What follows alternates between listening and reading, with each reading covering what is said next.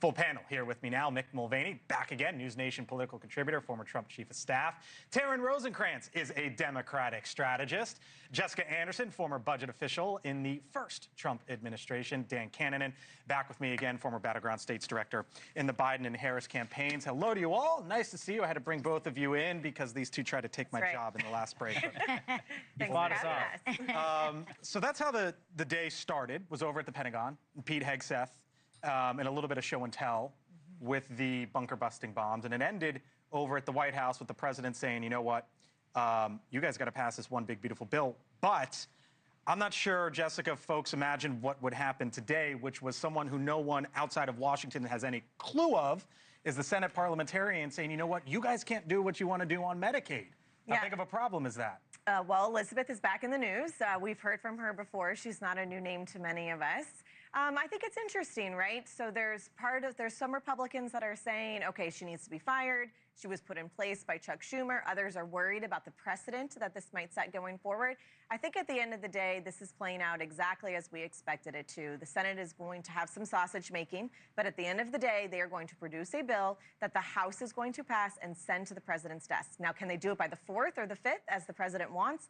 I think that's going to depend on how the next 24 hours goes. Producing a bill, which is 1,000 pages plus, and at least and getting it right from your side of the aisle are two different things, though. Well, I think the bigger picture is what's most important here. Is it going to provide funding for the border? Is it going to extend Trump's tax cuts? The additional things that they're talking about today that the parliamentarian threw out about the pay-fors, Thune can override that, of course. Okay. He can also push back on Elizabeth. They can go back to Senate Finance. So there's calling her by her first name. Well, you know, she's a first name. We're first name basis now at this point. This isn't the first time she's meddled. So I interviewed the chair of the Council of Economic Advisors like 25 minutes ago here on the Hill, Stephen Myron. And I asked him about this. Let's roll that soundbite because Mulvaney picked up on something. Roll it. It wouldn't shock me if there are ultimate changes from the draft the Senate put out, and some of those passages may find themselves back in with the wording changed in a way that complies with the parliamentarians' requirements. We'll see.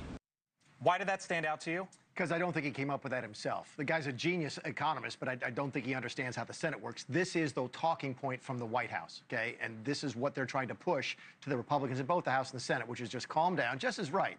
There's going to go back with new language. They're going to try and figure out a way to jump through the hoops to get these Medicaid changes. I think they'll get most of them.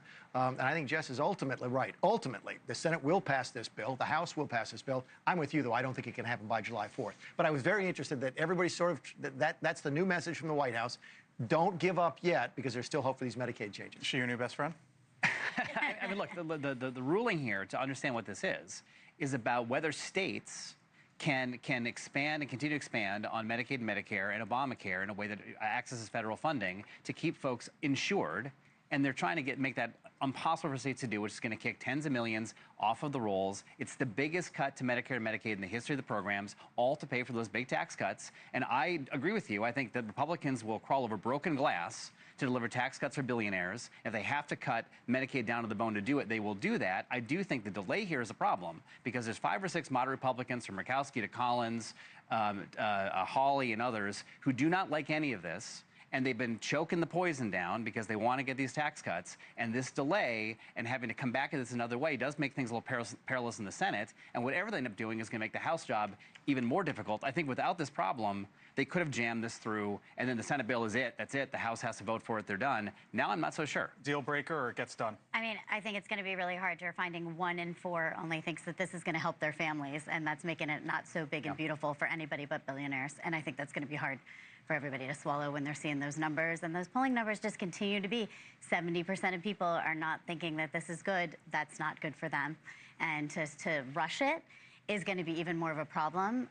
You know, those are not good dynamics for them. So the day started over at the Pentagon at 8 o'clock in the morning. Mick, am I onto something here that the White House tried to frame this with the Pentagon in the morning and the president in the afternoon? And before you answer that, I guess the larger point here is these are the 2 big issues before the president right now, is it not?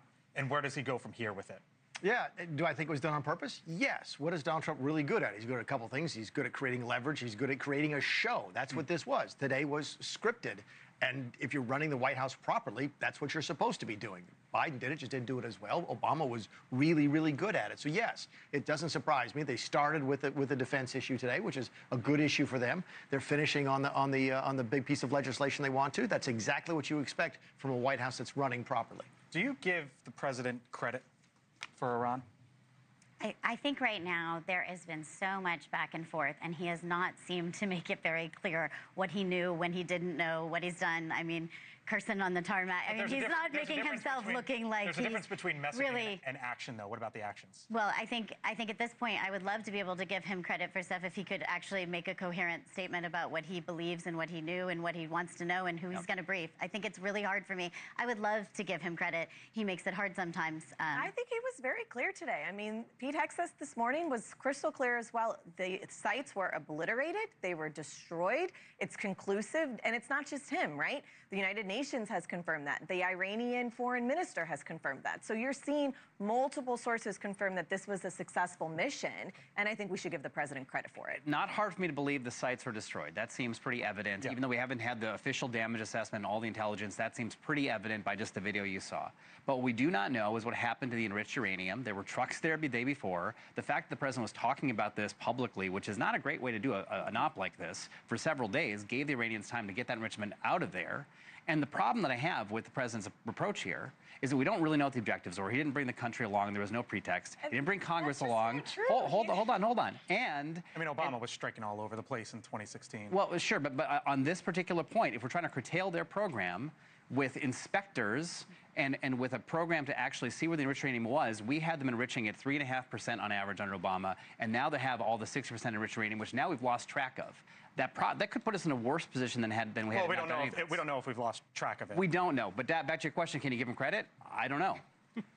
This is 15 years in the making, and it's goes all the way very back to clear. 2002 with, I mean, at least with Fordo. He's been very clear. Iran cannot have a nuclear weapon. This put us one more step in that direction with conclusive evidence that this was successful, and all of America should cheer. All right, we'll leave it there. Thank y'all. Appreciate it. Still to come. Nice job, Berman. Well done. Thank you, Vic. Thank you, Vic. Vic will be back tomorrow. You want to come back tomorrow?